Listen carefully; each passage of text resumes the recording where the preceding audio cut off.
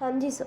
तो कैसे हैं आप सभी लोग। आज हम क्या करने वाले हैं, जो हमारी ICAI की पेपर नंबर 6D है ना, उसका आप सभी को पता है हमारे पास एक केस स्टडी डाइजेस्ट है सर। वो डाइजेस्ट तो बहुत बड़ा है, यस सर, लेकिन उस डाइजेस्ट में एक पार्ट MCQ का भी है। तो हम क्या करने वाले हैं, वो सारे के सारे MCQs जो हैं वो कवर करने वाले हैं। सिर्फ और सिर्फ MCQ कवर करेंगे। हाँ जी, सिर्फ और सिर्फ MCQ कवर करेंगे। तो आप फटाफट से आ जाइए MCQ पर। What shall be the legal validity of the order of attachment of private properties of promoters of three spoon limited involve in money laundering. तो यहाँ पर एक कंपनी जो एक मतलब एक पर्सन जो एक लिमिटेड कंपनी जो है उसके प्रोमोटर्स मनी लॉन्ड्रिंग के क्या है, अंदर है, बाय द एडजुडिकेटिंग अथॉरिटी। तो what shall be the legal validity of the order of attachment. तो इन्होंने क्या किया होगा, ऑर्डर ऑफ अटेंजमेंट निकाला होगा।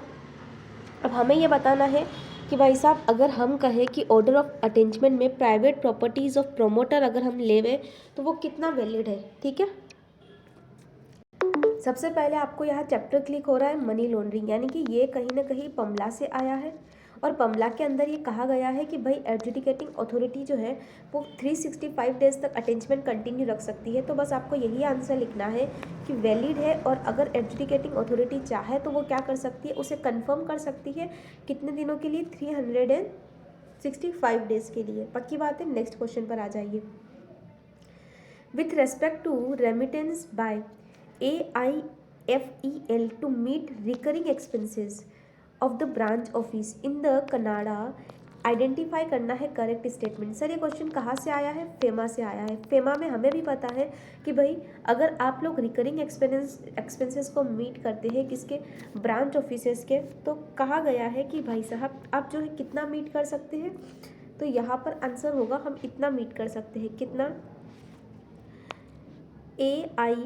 AIFEL can remit any amount out of the fund maintained in exchange earners। यानी कि अगर EEFC अकाउंट है तो EEFC अकाउंट से तुम्हें जितना भी मेंटेन करना है तुम कर सकते हो। ठीक है ना। तो तुम्हें पता होगा, अगर तुम आप जो है वो फेमा में जाएंगे तो आपको वहाँ पर लिखा हुआ है कि आप EEFC अकाउंट से जो है ट्रांसफ़र कर सकते हैं पैसा। Next is, what type of anti-competitive agreement have been entered into the AFFL with the network of distributors and retailer. देखो, network of distributor and retailer के बीच में जिस तरीके का एग्रीमेंट हुआ वो होता है, वो उस एग्रीमेंट के अंदर क्या कहा गया था कि हम जो आपको बेच रहे हैं, आप मतलब कि डिस्ट्रीब्यूटर इतने में डिस्ट्रीब्यूट करेंगे। तो वो जो थी वो रीसेल प्राइस मेंटेनेंस था। तो आपको किसी भी सिचुएशन को आइडेंटिफाई करके ये देखना है कि टाई इन एग्रीमेंट कब होता है, सप्लाई एग्रीमेंट कब होता है, और अभी हमने जो देखा वो रीसेल प्राइस मेंटेनेंस था। Next is, whether the acquisition of control in SFL by AFFL can be termed as a combination as per the provision of Competition Act 2002, assume the acquisition took place on 10/1/2001। तो आपको क्या answer आना चाहिए। Question number 4 में ये कह रहा है कि जो हमने एक्विजिशन ऑफ कंट्रोल किया है SFL बाय AFFL का, can be term as a combination. क्या हम उसे कॉम्बिनेशन कह सकते हैं। तो आंसर है नहीं, क्योंकि जो gross turnover of the company है been acquired as a below threshold. तो थ्रीशोल्ड क्या है, वो हमने जो है कॉम्पिटिशन एक्ट में पेज नंबर 1.99 पे लिखा हुआ है कि भाई इतने से ऊपर हुआ, अबाउ हुआ, तो हम जो है वो कंसिडर करेंगे कि कॉम्बिनेशन हुआ। नेक्स्ट क्वेश्चन नंबर 5 क्या कहता है, what shall be the legal validity of the provisional attachment. बताओ प्रोविजनल अटेंजमेंट की लीगल वैलिडिटी क्या होगी of the movable assets of the movable assets के लिए not going under the insolvency process. तो यहाँ पर कहते हैं कि प्रोविजनल अटेंजमेंट जो है वो इज़ वैलिड, वो वैलिड रहेगा। ठीक है। तो जो प्रोविजनल अटेंजमेंट होता है नॉट गोइंग अंडर, तो जो अगर IBC में नहीं गया है तो अटेंजमेंट वैलिड रहता है, कोई दिक्कत नहीं होती है। ठीक है। नाउ हम आ जाते हैं नेक्स्ट हमारी केस स्टडी पर। देखिए, मैं केस स्टडी नहीं पढ़ रही हूँ, ठीक है, बस आपको रीजनिंग दे रही हूँ कि इसका आंसर ये क्यों हुआ। नेक्स्ट इज, आ जाइए, यस सर। नेक्स्ट क्वेश्चन देखिए, what shall be the legal validity of appointment of CA Naveen Sood. किस लिए अपॉइंट किया है, as the resolution professional of ASL at the first meeting of the committee of creditor. तो CA Naveen Sood को इन्होंने क्या किया है, अपॉइंट किया है, और हमसे पूछ रहे हैं कि क्या वैलिडिटी होगी। तो हमें भी पता है कि क्या वैलिडिटी चाहिए, जनरली 66% की हमें वोटिंग राइट चाहिए होता है, ठीक है। तो यहाँ पर इनवैलिड हो गया, क्योंकि क्या पता यहाँ पर 66% का वोटिंग राइट, तो केस स्टडी बताएगा कि शायद 51% से हमने आपको अपॉइंट किया, तो इनवैलिड हो गया क्योंकि 66%। डन। सेकेंड आपको समझ में आएगा, do you agree with the view of the management of ISL with regard to the requirement of giving notice to the commission disclosing the detail of the proposed combination. तो ये propose combination जो है ये क्या बोल रहे हैं, इनका कहना है कि ये कॉम्बिनेशन जो है no, because giving notice is mandatory within 30 days of date of execution of agreement of acquisition. तो ये कहता है कि अगर आपने कोई एक्वायर किया है तो आपको CCI को क्या करना पड़ता है, विद इन 30 days में नोटिस भेजना पड़ता है ना। सर नेक्स्ट पर आ जाइए प्लीज़ फटाफट से। नेक्स्ट बोलता है whether the appointment of CA GSC का as a interim resolution professional IRP of ASL is valid, and if so then what shall be the maximum possible date till that he can assume as a office IRP। तो कहाँ तक वो अपना maximum tenure जो है वो assume कर सकती है कि यहाँ तक तो मैं रहूँगी ही रहूँगी, तो जब तक कि हमारा रिजोल्यूशन प्रोफेशनल अपॉइंट नहीं हो जाता। Next question is what shall be the legal validity of surrendering the foreign currency by APS on 3 September 2019। तो क्या लीगल वैलिडिटी रहेगी अगर हमें सरेंडिंग करना है फॉरेन करेंसी, क्योंकि हमें भी पता है कि हमको 180 days में जो है, अगर ऑथोराइज पर्सन है within 180 days from the date of such receipt and realisation purchase acquisition और date of his return to India, उसे 180 days में सबमिट करना पड़ता है। तो आप गिनिए 3 September 2019 से कितने दिन होते हैं, 180 days। तो यहाँ पर इन्होंने गिनने को नहीं बोला है, सीधा बोल दिया कि ये 180 days हमने लिखा हुआ है। नेक्स्ट क्वेश्चन नंबर आप 5 पर आ जाइए। Whether the receipt of application come advance money by Imperial Residency Limited is valid in reference to the relevant provision of RERA. तो रेरा के प्रोविज़न के अकॉर्डिंग जो हमने रिसीट किया है, तो देखो रेरा का प्रोविज़न हमें क्या बताता है कि सम ऑफ 10% आप एज ए एडवांस रिसीट कर सकते हो। तो यहाँ पर बोला है कि ये जो है वो लीगली इनवैलिड है। अकॉर्डिंग टू क्यों इनवैलिड है, because of return agreement to sale is enter and register after the date of receipt of advance money and also such amount is more than 10% of cost of the apartment. तो sir पहले registration से पहले सिर्फ 10% advance रख सकते हैं, उससे ज़्यादा रखा तो इनवैलिड हो गए। डन, ये भी हमारी केस स्टडी कंप्लीट हो गई। होप सो आपको अच्छी लगी, पसंद आई, और अगर आपको पसंद आई है तो प्लीज़ लाइक करना, बिकॉज इससे हमें मोटिवेशन मिलता है कि नहीं, I am doing the good things, और मुझे ये करना चाहिए, आई शुड कंटिन्यू, है ना। तो हम थर्ड वाली केस स्टडी पर आ गए, आप लोग भी थर्ड वाली केस स्टडी पर मूव कर जाइए।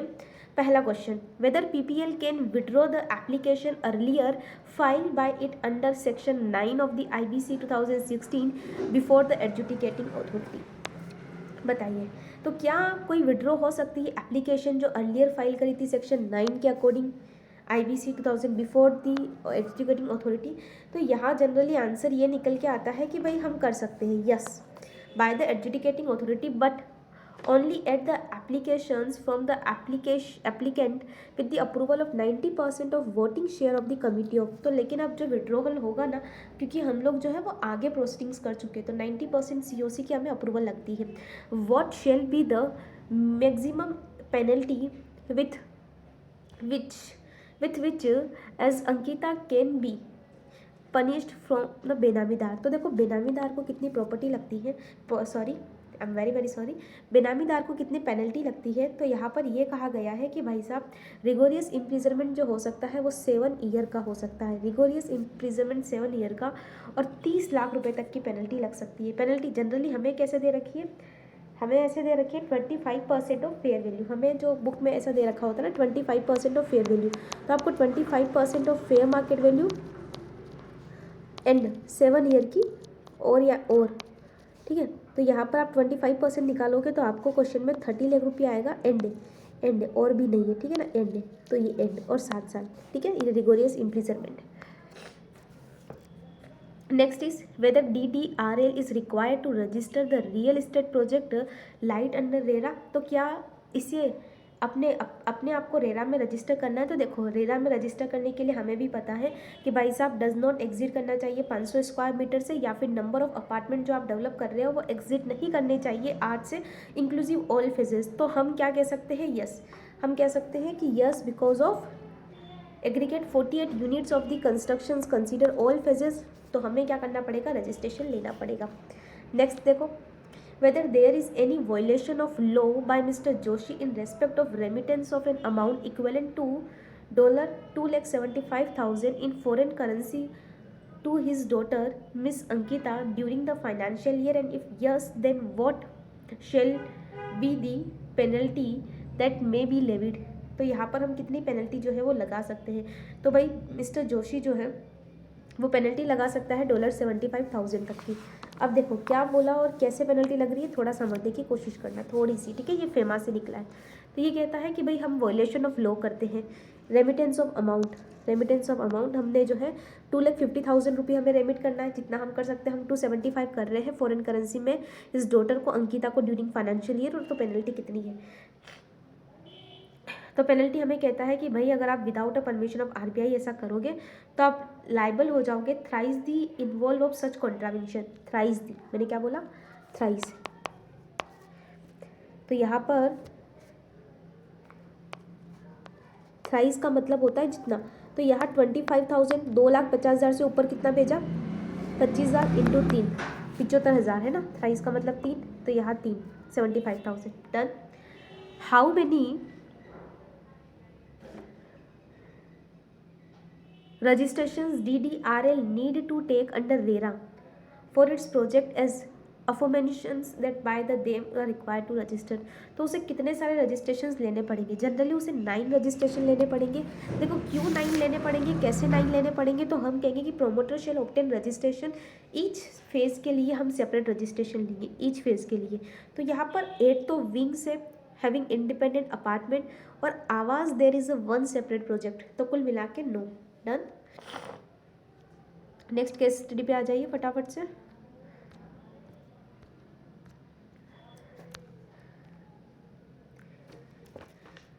Next is yes,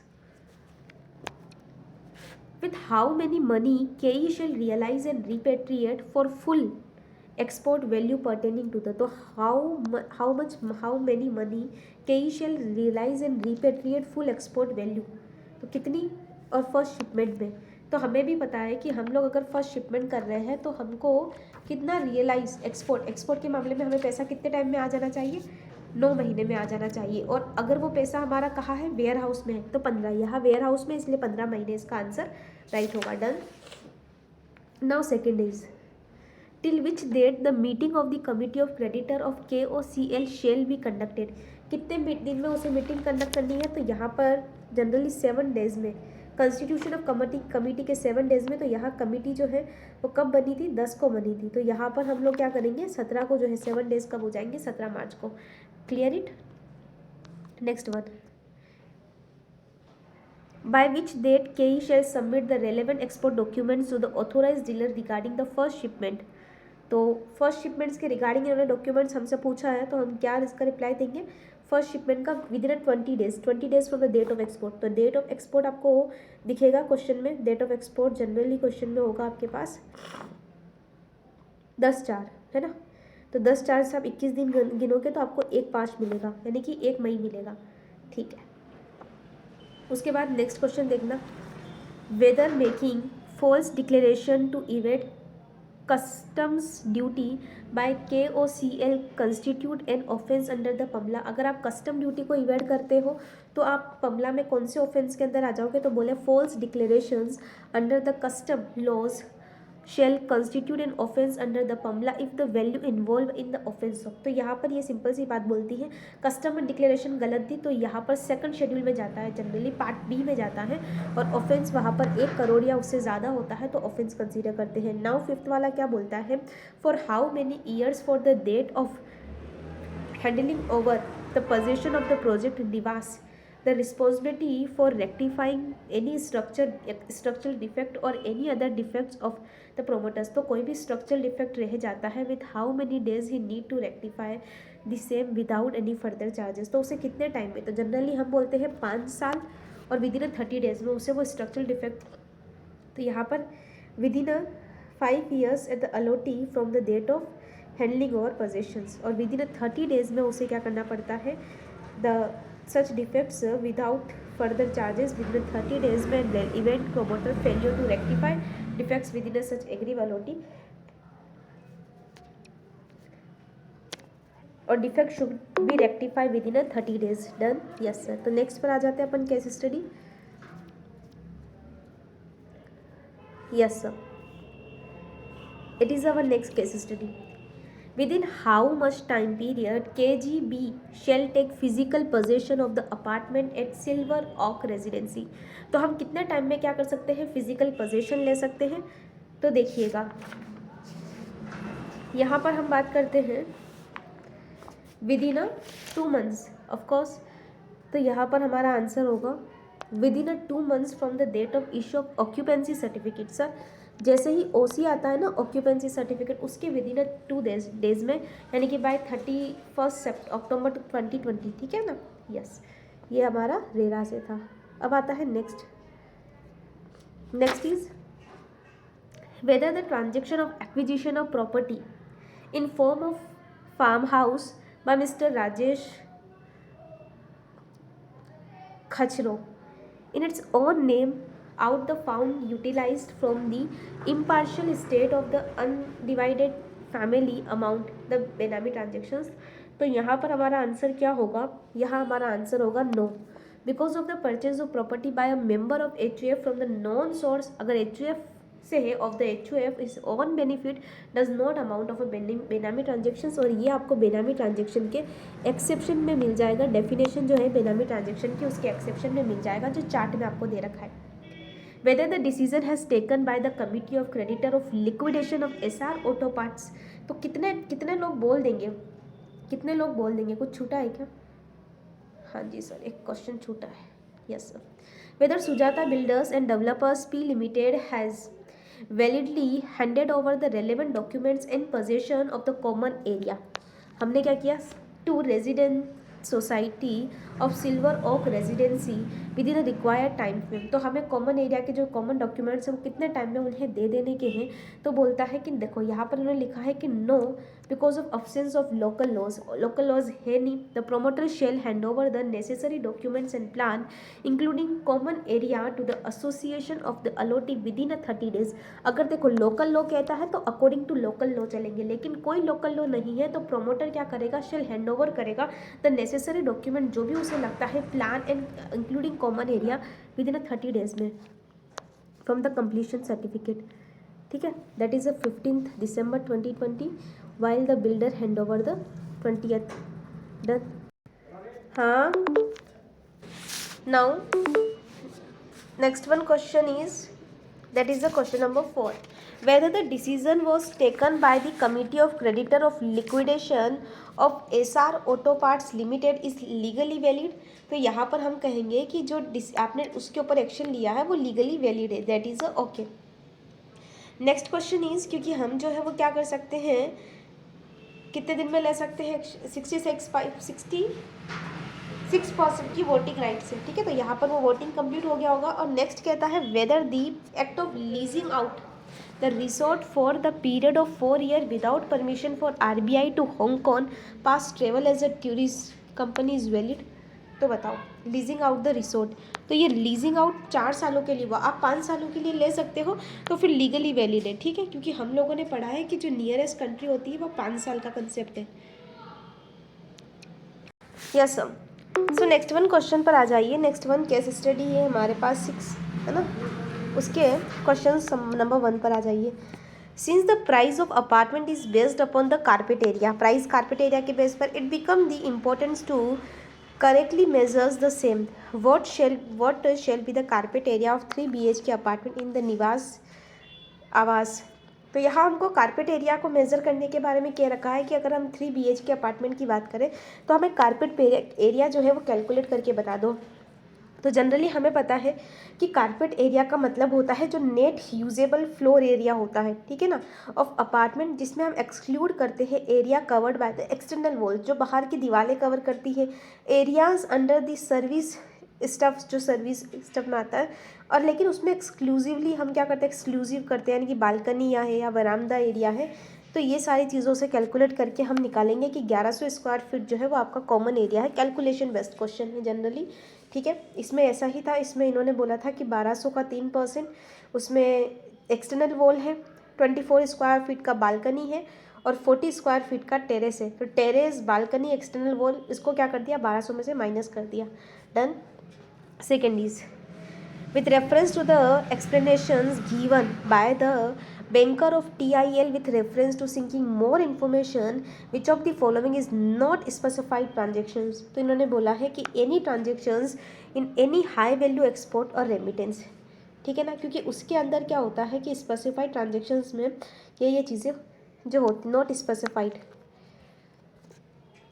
next is what shall be the legal. अब यहाँ पर एक चीज़ मुझे आपको बतानी है, 6 के ए में है ना, it is a case study number 6 और 6 का ए में अभी जो मैं आपको MCQ करवाने वाली हूँ, ठीक है, यही वाला करवाने वाली हूँ। What shall be the legal validity of notice issue to mister Mishra by the initiating officer. तो सर इनिशिएटिंग ऑफिसर का क्या टाइम लिमिट होता है नोटिस इशू करने का? तो आंसर इज जनरली हम लोगों को आंसर में करेक्शन करना है। पहले यहाँ पर 6 में अब आंसर जो है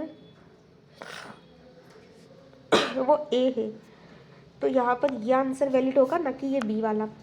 valid because mister Mishra is a member of association and notice can be served through the post. Clear? Actually इन्होंने ही कुछ करेक्शंस करवाए थे, तो मैं करेक्शन के साथ ही बता रही हूँ कि अब आप जो है वो कर सकते हो। Next is which amongst the following note is a valid alternative available for TIL to park the fund abroad. तो उसके पास कौन सा वैलिड मोड नहीं है? वो treasury bill of 1 year maturity rated not less than the A by Fitch, वो नहीं कर सकता। यानी कि अगर वो ECB से जो पैसा आता है वो कहाँ पार्कड कर सकता है? वो पार्क कर सकता है A3 इंडियन बैंक अब्रोड, लेकिन यहाँ नहीं कर सकता ट्रेजरी बिल में, ठीक है। नेक्स्ट आता है question number 5, what shall be the validity of the decision taken by committee of creditor. क्या वैलिडिटी होगी decision taken by committee of creditor to replace the resolution professional. तो सर क्या validity होगी decision taken by committee of creditor to replace the resolution professionals? तो इसका answer जो होगा वो होगा कि यहाँ पर वैलिड है वो जो उन्होंने रिप्लेस किया, क्योंकि आप कर सकते हो रिप्लेस, नो इशू, ठीक है, क्योंकि हमने 66% का वोटिंग पड़ा है रिप्लेस करने के लिए। तो ये हमारी 6 नंबर की केस स्टडी जो है वो कंप्लीट हो गई। अब हम आते हैं 7 पर। 9 नाउ आ जाओ 7 वाली का। यस अब तो क्या बोलता है 7 वाली case study? Let's understand. First one, whether FDDR is legally authorized to make changes in building layout and specification। तो सर अगर आपको चेंज करना है तो no, because FDDR is not legally authorise to make any sort of changes because it has obtained written consent from less than 2/3 of the allottees in advance। तो आपको तो sir 2/3 या फिर उससे ज़्यादा के allottees की परमिशन चाहिए ना। डन। नाउ नेक्स्ट क्वेश्चन हमें जो है वो क्या बताता है, on which date the combination of SHL and VPL shall be deemed to have been approved। तो आपको भी पता है कि हम कब कहेंगे कि हम उसे डीम्ड अप्रूव्ड मान लेंगे। देखो प्लीज़ थोड़ा यहाँ करेक्शन होगा, क्योंकि डीम्ड अप्रूवल अकॉर्डिंग टू अगर आप प्रोविज़न जाओगे तो आपको 1.69 पेज नंबर पर मिल जाएगा, ठीक है, 1.69 पेज नंबर पर मिल जाएगा, और उसके अकॉर्डिंग वहाँ लिखा हुआ है 90 वर्किंग डेज। तो 90 वर्किंग डेज लिखा हुआ है डेट ऑफ पब्लिकेशन से, पास एंड ऑर्डर से। तो यहाँ पर अब डेट कहाँ से काउंट करके कितना 90 डेज होता है, क्योंकि बुक वालों ने 30 डेज से काउंट कर रखा है, वो रॉन्ग है। अब आता है whether the extension, next is whether the extension of the period of resolution process can be granted again by the adjudicating authority on the sequenced application by the resolution professional। तो यहाँ पर ये कहता है कि नो, ठीक है। Now next is which of the following scope of action can be undertaken by initiating officer against FDDR under the prohibition of Benami property transaction in 1988 first impound, second is investigation, third is provisional attachment और confiscation. आप बताइए कैसे लगता है ये, कैसे लगता है? सबसे पहले सर इम्पाउंड होता है, हमने पढ़ा है, ठीक है। फिर इन्वेस्टिगेशन होता है ना, और फिर क्या होता है? प्रोविजनल अटेंचमेंट होता है, ऐसा होता है। Yes sir, that is sir. अब next is which of the following options are correct with respect to importing by RNPLL from the Vietnam-based supplier under the deferred payment arrangements। बताओ इसका आंसर क्या निकल के आएगा? फर्स्ट एंड सेकंड है ना, क्योंकि हम डेफर्ड पेमेंट में 5 साल की बात करते हैं और जनरली हम बात करते हैं डेफर्ड पेमेंट जो होता है, नॉर्मल बोरोविंग के ड्यूरेशन जो होता है 3.5 ईयर है, that is first and third. ये नहीं, authorise dealer can give the guarantee, that is first and third. Now next आ जाइए, नेक्स्ट 8th वाली केस स्टडी पर आ जाइए। यस सर, क्या बोला? Whether arrest of mister Kataria by the assistant commissioner is legally valid. बताओ क्या उन्हें अरेस्ट कर देना लीगली वैलिड है? तो हम इसके एमसीक्यूज को देखते हैं। सबसे पहला, the arrest is legally valid in all aspects. The answer is D right, क्योंकि हमने क्या पढ़ रखा है? अकॉर्डिंग टू पमला एक्ट जो है हमारा, वो हमें ये कहता है कि भाई अगर कोई पर्सन जो होता है आप उसे अरेस्ट कर सकते हो, arrest the person have a power. Second is, can the adjudicating authority grant extension to the resolution professional in the present case for the purpose of completion of fast track CIRP? Yes, they have, because the resolution professional is instructed to do so by the committee of creditor with the 66% की voting power, who can be considered as the beneficial owner with respect to the deposit made 2 lakh in the bank account of the driver. आपने 2 लाख रुपए अपने bank account में अपने driver के नाम पर रखे as advance salary of 10 months as per the provision of prevention of money laundering act. तो क्या आप अपने ड्राइवर को एडवांस नहीं दे सकते? तो कौन उसका beneficiary? Who can be consider as beneficial owner in respect of deposit made 2 lakh as a bank account of driver. तो सर उसका बेनिफिशियल ओनर मतलब कि जो उसका फ़ायदा उठाएगा, तो भाई ड्राइवर ही उठाएगा, क्योंकि आपने उसे ड्राइवर को एडवांस सैलरी दी है। तो ये कोई बेनिफिशियल ओनर की डेफिनेशन में नहीं आता है। Driver is a treated beneficial owner. यहाँ कोई बेनामी ट्रांजेक्शन नहीं है, आपने उसे एज अ सैलरी के नाम का एडवांस दिया है। Who can be consider as per benamidar, कौन बेनामीदार होगा with respect to purchasing a piece of land from 4.12 crore as a Noor Mohammad Khan out of the fund diverted from काल। तो यहाँ पर देखो मिसिज कटारिया जो होगी वो मानी जाएगी बेनामीदार, जिसके नाम पर वो प्रॉपर्टी है वो मानी जाएगी। Now next is with respect the enactment of the legislation based upon the promulgated ordinance by the government, what shall be the relevance of commission's opinion on the same for the government? तो इनका answer क्या निकल के आता है? यहाँ पर आता है it's the distraction of the government to make reference to the commission prior for making a laws and policy on competition and any other matter. Clear it? Yes sir. Now और नेक्स्ट इज, हम आते हैं 9th वाली case study पर। आ जाइए।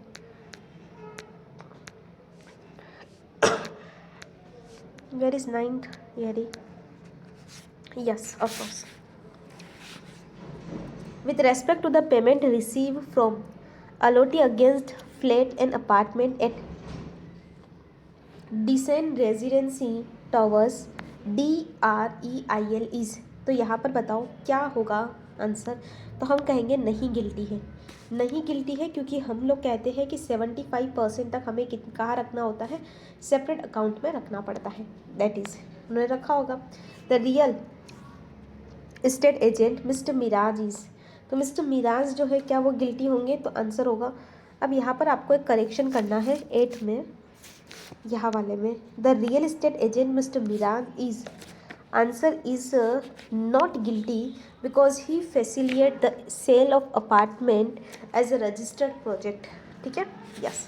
Now see whether the price of 500 and 250 respective charge by TCL can be considered as a predatory price. तो predatory price का मतलब होता है कॉस्ट से भी कम पर चले जाना, कॉस्ट से भी कम पर चले जाना. तो नहीं, यहाँ पर बोलेंगे no because these are more than the cost. Fourth वाला, whether the immovable property acquire by mister Liaquat Ali in the joint name of himself and his wife is valid. तो मैंने बोला सर हाँ, अपनी वाइफ के नाम पर रख रहे हो, कोई दिक्कत नहीं है. देखो, the acquisition is valid because payment is made through a debit entry of a non resident account, यानी कि वो नॉन सोर्स से मेंटेन बाय मिस्टर लियाकत. तो नॉन सोर्स के थ्रू पेमेंट हो रहा है तो कोई दिक्कत नहीं है.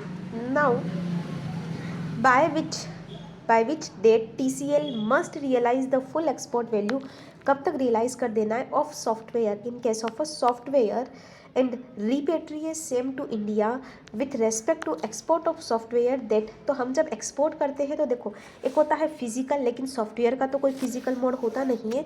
तो in the case of a software date of export ही 9 मंथ और to 15 month from date of export.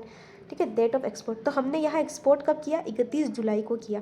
तो 31 जुलाई से हम गिनने बैठेंगे. गिनो जुलाई से, कितने महीने गिनने अपने को, 9 मंथ्स. तो जुलाई से जुलाई, और यहाँ 15 मंथ्स गिनना. अगस्त सितंबर अक्टूबर नवंबर दिसंबर जनवरी फरवरी मार्च अप्रैल मई जून जुलाई अगस्त सितंबर. ठीक है. तो कहाँ तुम्हारा क्या आएगा, 25 सितंबर. Clear it. Yes sir. Now next is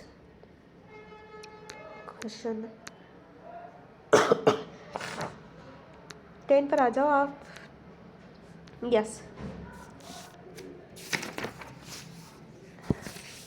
यहाँ पर सबसे पहला क्वेश्चन क्या है, with respect to the purchase and sale of plot which was mean for farm house by mister Darshan who would be consider as benamidar. तो क्या बेनामीदार उसे कंसिडर करेंगे. सर बेनामीदार का मतलब क्या होता है, बहुत सिंपल बात है कि बेनामीदार मतलब जिसके नाम पर प्रॉपर्टी है. तो both daughter in law and wife of mister Darshan. तो in with respect purchase and sale of plot mean as a farm house by Darshan would be consider as a benamidar. तो कौन बेनामीदार हुआ, देखो उनकी डॉटर इन लॉ और daughter in law of mister Darshan, both daughter in law and wife, ये दोनों ही क्या होंगे, बेनामीदार होंगे. डन. देखो अगर उस पर्सन ने क्या किया होगा, यहाँ पर एक्चुअली ऐसा हुआ होगा accordings to the daughter and wife. क्यों, क्योंकि बेनामीदार मीन्स का मतलब होता है पर्सन और a fictitious person. That is case may be whether transfer is held include a person who lend his name. Next is whether BCL can apply for initiate of corporate insolvency resolution plan against the specified gym equipment manufacturer. तो yes, of course they have a right. Yes, BCL can apply for initiation of CIRP against specified gym equipment manufacturer. Now under FEMA 1999, Miss Vanya for the financial year 2021 with the consideration as a, तो यहाँ पर हमारा answer क्या होगा कि person resident outside India होगी. कौन, miss Vania. तो that is answer B. With respect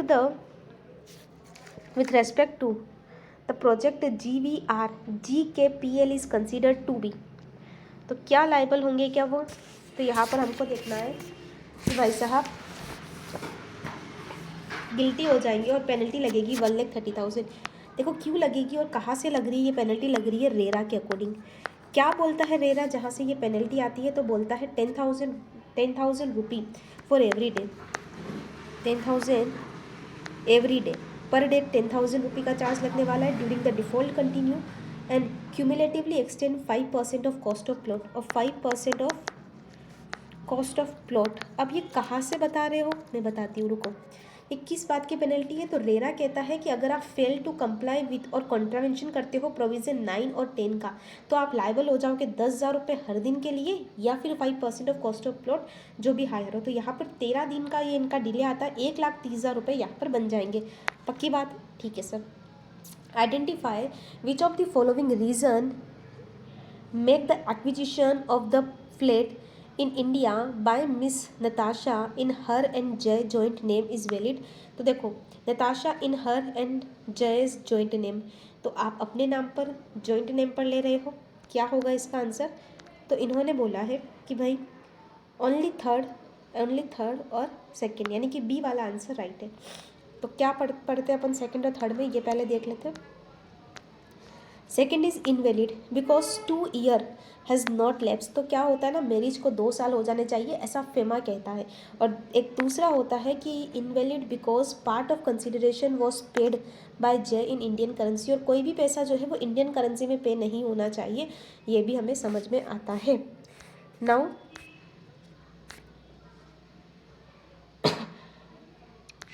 next case study पर आ जाइए। 11 है क्या? हाँ जी सर। तो हमारा फर्स्ट क्वेश्चन है the relevant geographical market in this case. बताओ, जोग्राफिकल मार्केट पूछा है, तो यहाँ पर इन्होंने बोला है कि गुरुग्राम जो होगा for the sale of the services of high rated residential property, इसे हम जोग्राफिकल मार्केट बोलेंगे। Second is remedy available to the allottee by filing a complaint before. तो क्या रेमेडी अवेलेबल होती है? जनरली यहाँ उनके पास रेमेडी होती है 1 2 3, यानी कि वो IBC में जा सकते, कंज्यूमर फोरम में जा सकते, रेरा में जा सकते हैं, किसके पास? अलोटी के पास। तो अलोटी 3 जगह जा सकता है, IBC, consumer forum, RERA, of course sir. Next third one is क्या है? The chairperson and other members of the CCI office shall be appointed by. तो chairperson and other members of CCI officer को अपॉइंट कौन करता है? तो sir इन्हें appoint करने वाले कौन होते हैं CCI को? हमारी सेंट्रल गवर्नमेंट है ना। तो answer is the central government and shell hold the office for term 5 years, और जो 65 तक चलता है। Next is whether the collection of 95% of consideration by BLF Limited without regarding to the stage of constructions of appropriate as a RERA, assuming that the scheme of BLF Limited the Jannat got commenced after the attachment of relevant provision of RERA 6 2016 for this particular question, Mr. Jannat is registered as a relevant provision। तो यहाँ क्या कहता है कि appointment as a term timing of payment is governing by the sale agreement between the promoter and the allottee. Sir ये कौन से section 13 के अकॉर्डिंग आता है? तो सेक्शन 13 जो है वो कहता है अप्रोप्रिएट होनी चाहिए जो भी टर्म्स टाइमिंग है। तो सेक्शन 13 कहता है कि कितना एक्सेप्ट कर सकते हैं हम लोग, सिर्फ 10% एक्सेप्ट कर सकते हैं, ठीक है ना। एडवांस जो है वो 10% हो सकता है, नॉट मोर देन। तो not accept a sum more than 10% of the cost of apartment done date and manner by which payment towards the cost of the apartment plot and building in case may be are to be made by the allottees.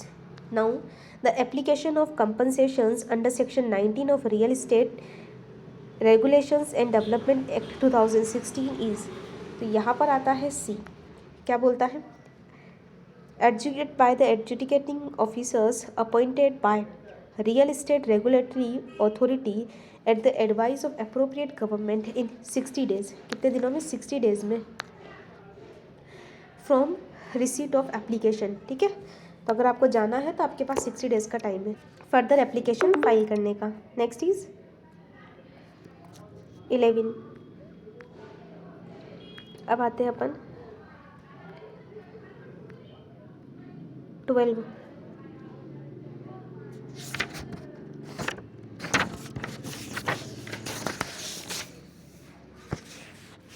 whether the maternal grandfather of Mr. Abbas is liable for punishment under the Prevention of Money Laundering Act 2002।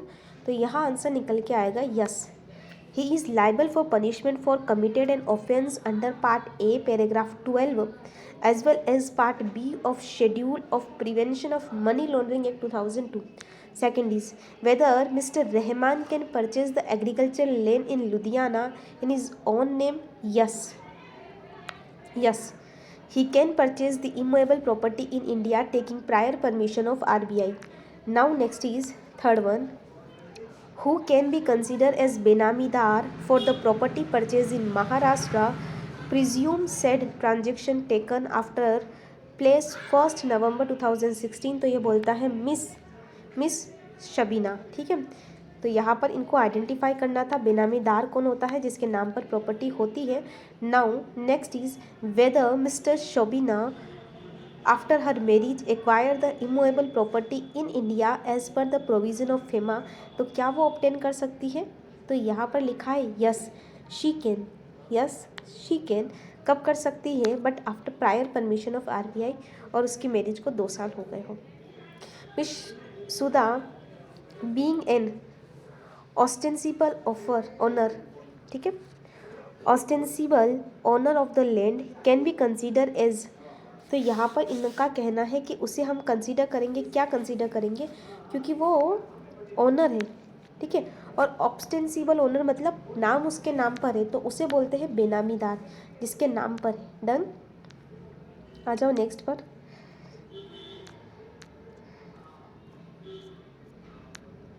Twenty मैं इस lecture में डलवा दूंगी और 20 जो है वो next lecture में, ठीक है, ताकि आपको बड़ा नहीं लगेगा। शायद 40 केस स्टडी ही है ना, कितनी है, हाफ कर लेते, 50 केस स्टडी है।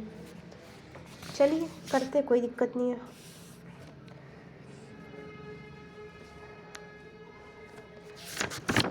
नेक्स्ट पर आ जाइए।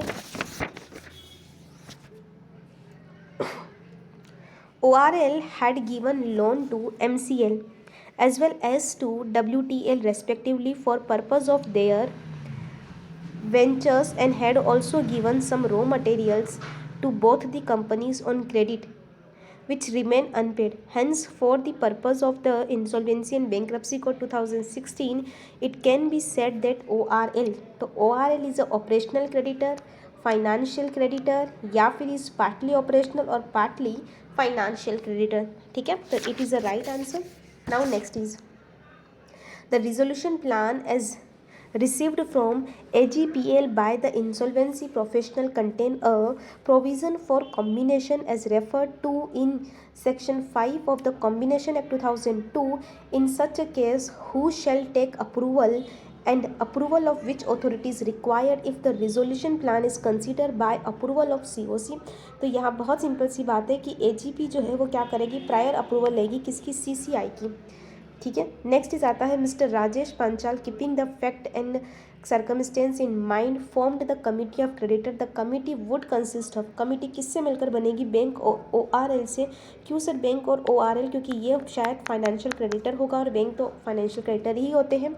Manish Mehra purchased a flat in Mumbai in name of his son Jubin from his saving, but Jubin upfront denied the ownership of the flat. उन्होंने मना कर दिया कि भाई नहीं, मेरी कोई ओनरशिप नहीं है। तो क्या ये वैलिड ट्रांजेक्शन होगा? Of course sir, it transaction is a valid transaction, ठीक है। Son Zubin has the saving and but Zubin upfront denied the ownership. तो यहाँ पर वैलिड ट्रांजेक्शन है, ऐसा नहीं है कि डिनाई कर दिया इसलिए बेनामी हो गया। नहीं सर, आप अपने बच्चे के नाम पर, अपने वाइफ के नाम पर प्रॉपर्टी ले सकते हैं।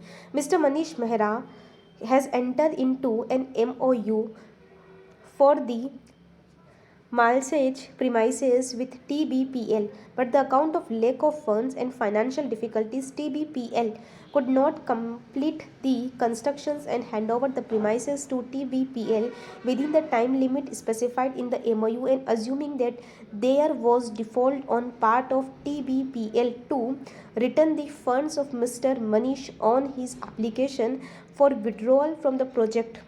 Mister Manish has records under, बताओ उनके पास क्या रिकॉर्ड्स होगा, किसके अंदर वो जाकर रिकॉर्ड्स कर सकते हैं। तो देखो वो जो है रेरा जा सकते हैं, IBC जा सकते हैं, वो जो है कंज्यूमर प्रोटेक्शन जा सकते हैं। ऑल ऑफ दी पावर है उनके पास, कोई दिक्कत नहीं है। नाउ हम नेक्स्ट पर आते हैं, फटाफट से नेक्स्ट पर प्रोसीड करिए।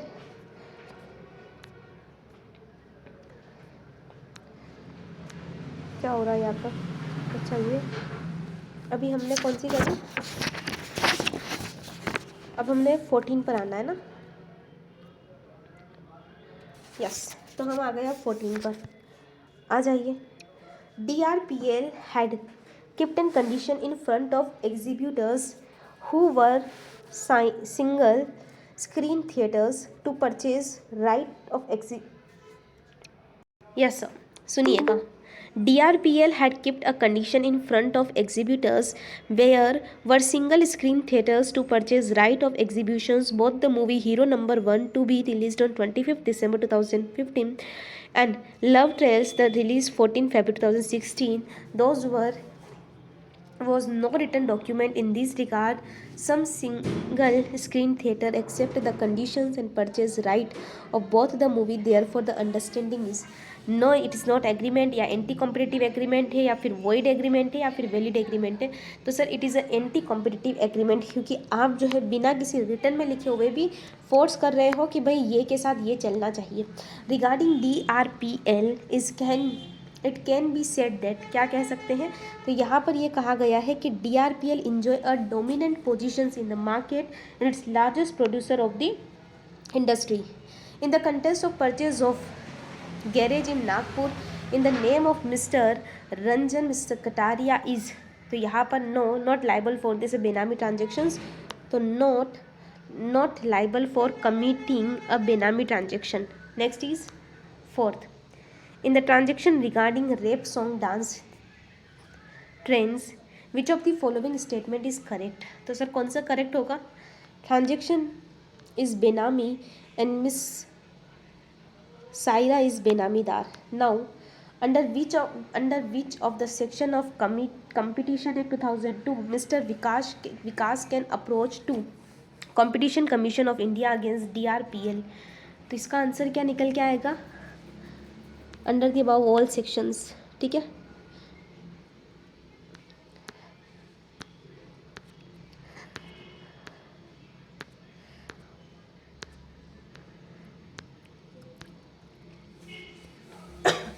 Next is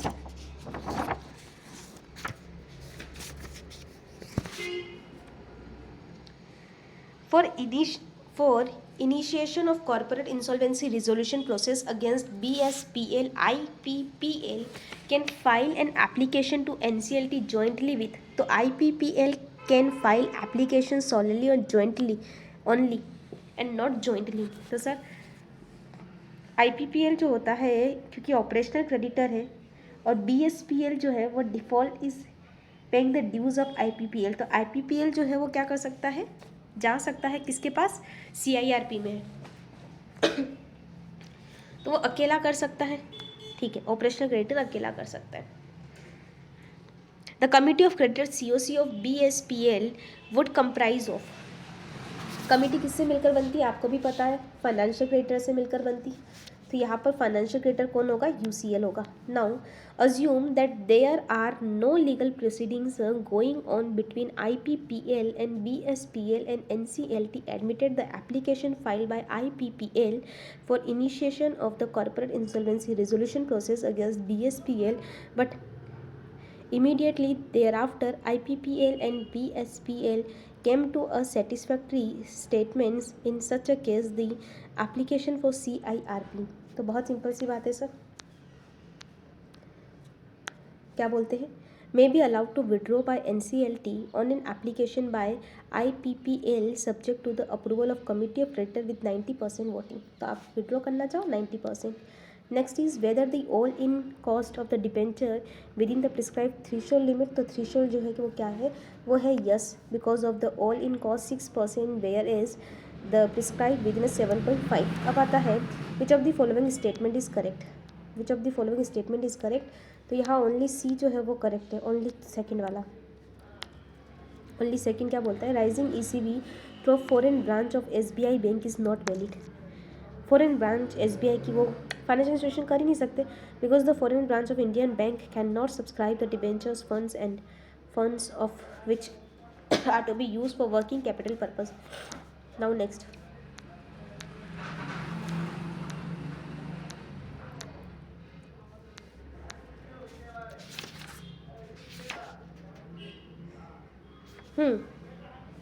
in which of the four real estate project started by premium company registration of the project is not mandatory, तो इन्होंने क्या बोला है, इन्होंने बोला है प्रीमियम सीरेन, ठीक है।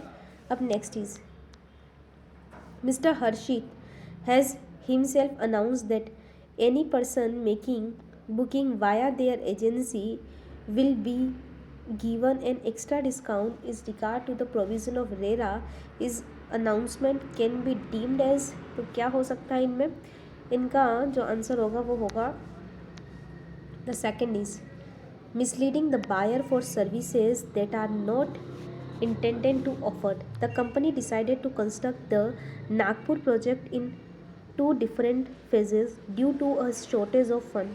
What shall be the impact of the decisions on the project? इसका क्या डिसीजन पर इफेक्ट पड़ेगा?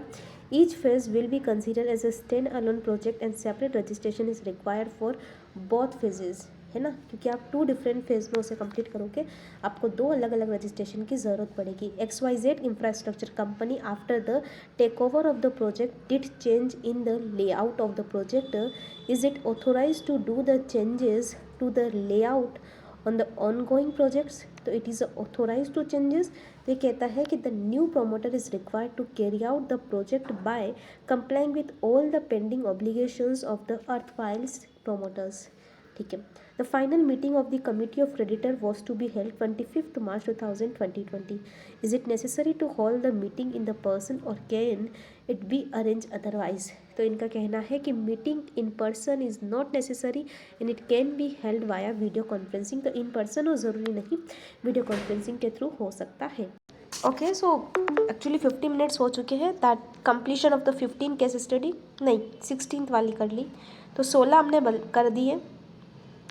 ठीक है, तो आप लोगों को यहाँ पर कितनी केस स्टडी मिलने वाली है? 16 केस स्टडी हमने कंप्लीट कर ली है. ठीक है, उनके सारे MCQs हमने कवर कर लिए. नेक्स्ट हम जो है वो नेक्स्ट में डिस्कस करेंगे. तो आप लोग जो है वो कंटिन्यू रहिएगा. डन. Thank you.